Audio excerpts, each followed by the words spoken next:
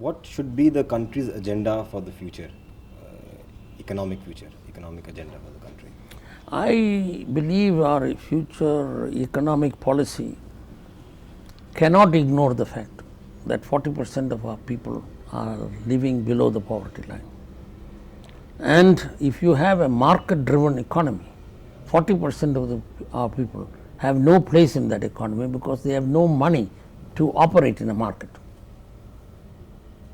Therefore, our economic policy must necessarily have a socialist content. We must have a safety net for the 40% of our people.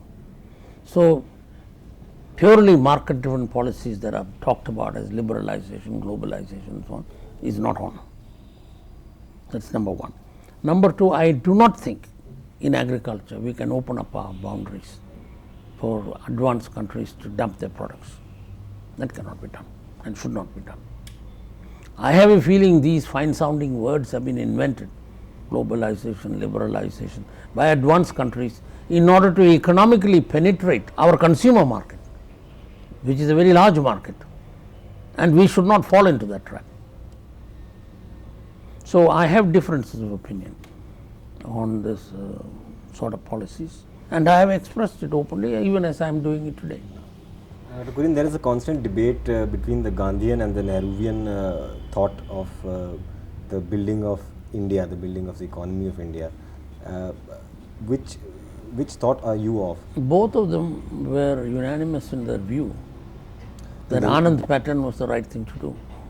In fact, Jawaharlal Nehru came to inaugurate the new dairy we built. That might be so for Anand, but what I am saying is the industrialization, the heavy machinery, the view of... You see, it is quite clear that the backbone of Indian economy is agriculture. And you cannot have a healthy, economically healthy India if you do not strengthen agriculture. I don't think Jawaharlal Nehru was opposed to that idea either. But he followed the Russian pattern of development, and he wanted an infrastructure, heavy industries and all this first to be done. Whether he was right or wrong, I think it's good that he built the steel plants. It is good that industry received some encouragement. But I don't think he meant it as a discouragement to agriculture. And having had the privilege of talking things over with him during his visit to Anand, and he had come twice, I am quite clear that he was very pleased with what he saw in Anand. In fact, when he was leaving, it put both his hands around me. Do you think the government has neglected the agricultural sector? Generally, it is not a glamorous sector. The glamour is in steel plants and atomic power stations and so on, sending rockets to the skies and so on. That is the glamorous part of it. The plodding, the non-glamorous, but the more worthwhile part is increasing agricultural production. I don't think government will ignore agricultural production. But have they? Do you think they have? They could have done more. But in fact, why should government do it? Why can't farmers do it themselves? I am one of those who do not want to depend on government to do anything. If they will not come in the way, so much the better. That is why I am asking government to liberalize the cooperative sector even before they liberalize the other industrial sector. That is why I have difference of opinion with the economic policies now being followed of liberalization, globalization and so on.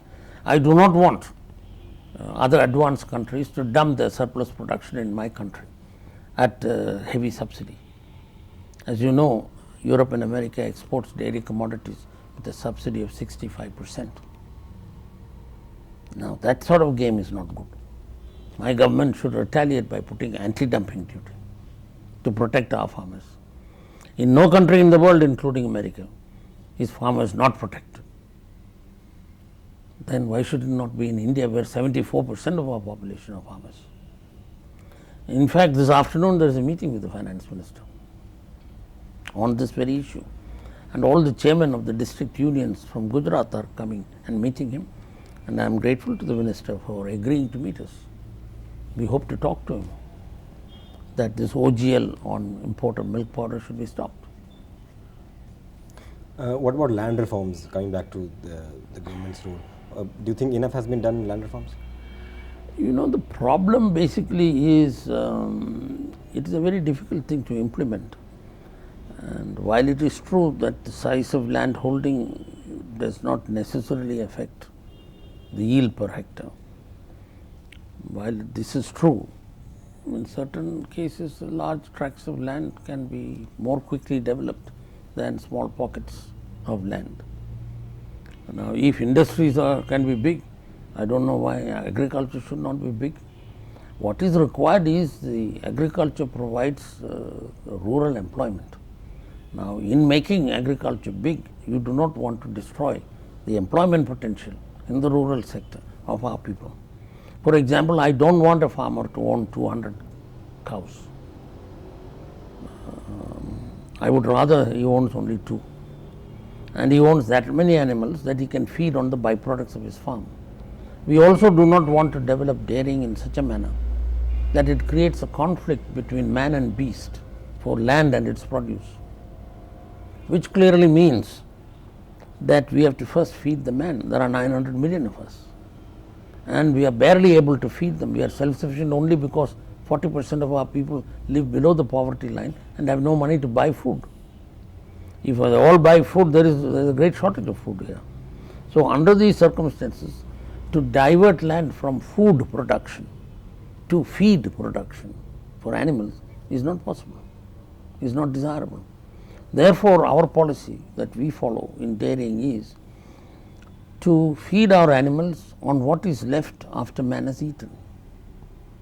What is left after man has eaten is rice polish, wheat bran, or rice bran, wheat polish, oil seed cakes after he has eaten the oil, and most important of all, straw after the crops are harvested. So, we have to produce the milk of India on the byproducts of agriculture, and therefore not for us the prima donna of a Holstein Friesian which will produce 60 liters of milk a day. When you feed it in this manner, you can only get 6 liters a day, and you should be satisfied with it.